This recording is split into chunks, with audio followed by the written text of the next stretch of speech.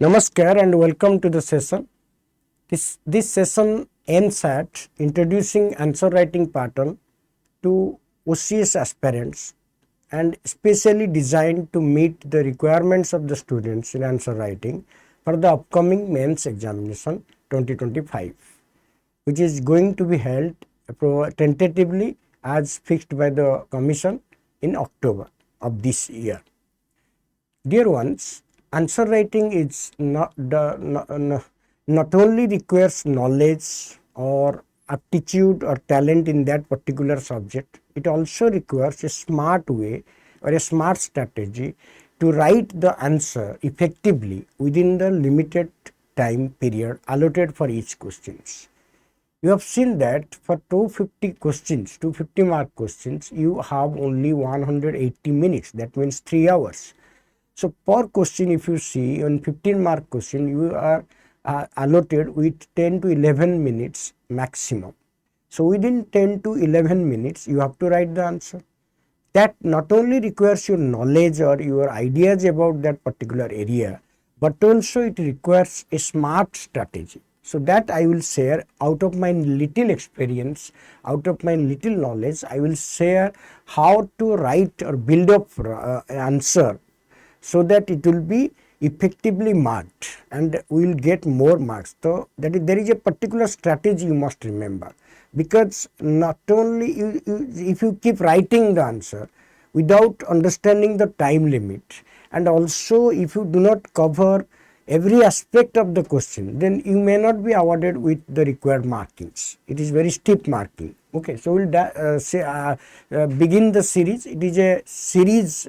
Take example. We will discuss one question every series, and it will continue up to the time your mains examination begins. Okay, so we'll start with that.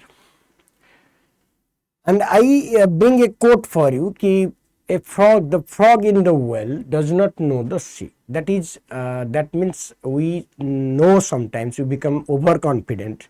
So that results in ego, and ego is very destructive element. So we should know that, we should always think that we don't know anything. Okay, so that it will inspire us to build up more knowledge, to acquire more knowledge, and to know more and more things every day. Okay, that is the things. So today I have brought a question for you. Suppose look at the question: what is basic structure doctrine? Discuss its relevance. What challenges does it focus? So what will you do? How to approach? First of all, you have to underline the basic things that are asked in the question. Suppose you know everything about basic structure, but first of all you have to focus what is being asked in the question. Kaun pachharchi? How many phrases, how many parts are there? There are 3 parts you can see. That is, what is basic structure doctrine, and discuss its relevance, and what challenges does it focus. So there are 3 parts, visible parts of the answer. One is what is basic structure, and what is relevance, and what are the challenges. And another thing, when you have challenges, you have to write way forward. So that is the 4th part of your question, and there is last part is your conclusion. So in this question you will have to divide the question answers into 5 major parts: definition of basic structure, relevance, challenges, and way forward. In definition, so when you have 5 chapters, suppose what is basic structure, write maximum 2 to 3 lines, 2 lines. Suppose basic structure is a judicial principles which puts a limit on the amending power of the constitution, parliament. It allows, but it says, it deals with a provision, or it tells us that parliament cannot amend some fundamental principles of the constitution in any way.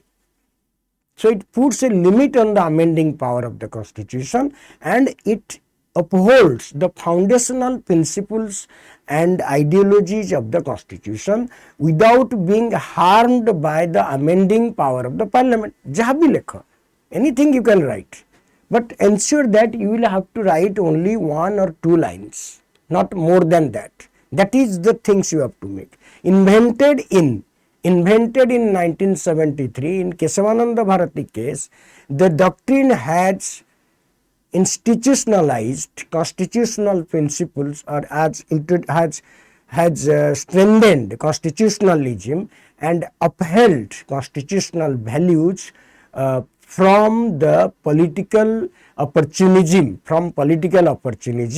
and overt power of the ruling party, which has absolute majority or more than absolute majority in the parliament. So jaha bhi lekho 2-3 lines, then you will come to the relevance. The relevance, suppose I have given you, because we have less time, so I have given you some points. Main on the points, it depends against majoritarianism. A political party with more number of seats in Lok Sabha and Rajya Sabha can dilute the constitutional principles or the basic structure of the constitution, the fundamental principles like the supremacy. So give 1, 2, 3 examples, said they the कि सतिबे majoritarianism कथा कहबो कि political party winning a most number of seats in Lok Sabha Rajya Sabha can have the power to destroy everything.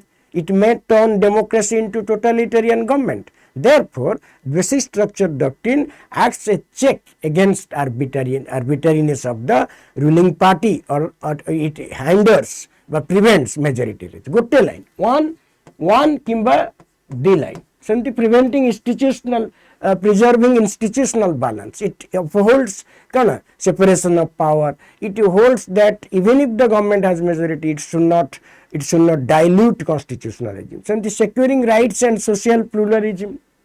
It protects the interest of the individual rights, interest of the minority sections and the weaker sections. It upholds secular fabrics of the country. Anything you can write, just point.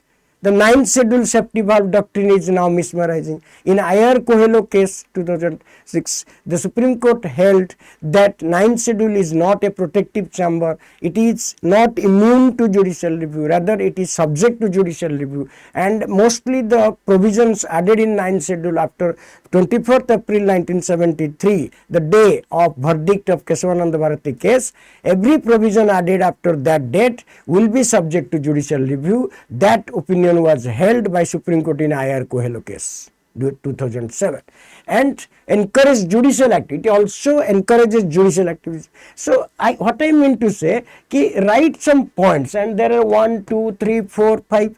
So 5 points and 2 lines, 1 lines is enough. Don't write more. Then come to challenges. Suppose challenges, suppose challenges, go to 5sta point karo challenges gura 5sta point kari peribo challenges. It does not have constitutional sanction. It is not mentioned in the constitution. It gives rise to judicial overreach. It gives to judicial overreach. It dilutes the provision of separation of power. Separation of power को भी ये करूँची कारण judiciary law, legal legislature activities interfere करूँची, executive interfere करूँची, constitutional values को promote करिया पे. So in this way you write 4 to 5 points about the challenge, vagueness of the concept, and no constitutional sanction. Emphatically point. No constitutional sanction, vagueness of the system, dilution of separation of power. Good line. जदि किसी न लिखिला भी खाली points लिख देले भी हबो. तापरे way forward कोन ठीक जो challenges रो उल्टा होची way forward कि there does not have constitutional sanction challenge रे लिखिछ. Then way forward लिखो grant constitutional sanction to the basic structure and enlisting of basic structures. Enlistment हवा दरकार अर्थात judiciary should come with a comprehensive list of basic structures so that the future governments will follow it. So that these are the then right conclusion. So despite its lacuna, despite its challenges, basic structure doctrine stands as a lighthouse for protecting constitutional values and upholding sovereignty, integrity, democracy and plural characteristic of Indian society. That's all. You can write. Okay. So in this way you have to balance the answer and also balance the time. They must keep in mind the time limit and the word limit. That is most important factor so एथिपाई कौन करिया पड़िबो ना हमको गोटे proper strategy रे point specification करिकी केतेटा फेज रे क्वेश्चन डिवाइड हबो आगो विचार करिकी गोटे मिनिट 2 मिनिट भाबिकी तापर हमको पैराफ्रेजिंग करी कंप्लीट करिया पड़िबो the sooner the better okay thank you one meet you in the next question wish you all the best thank you very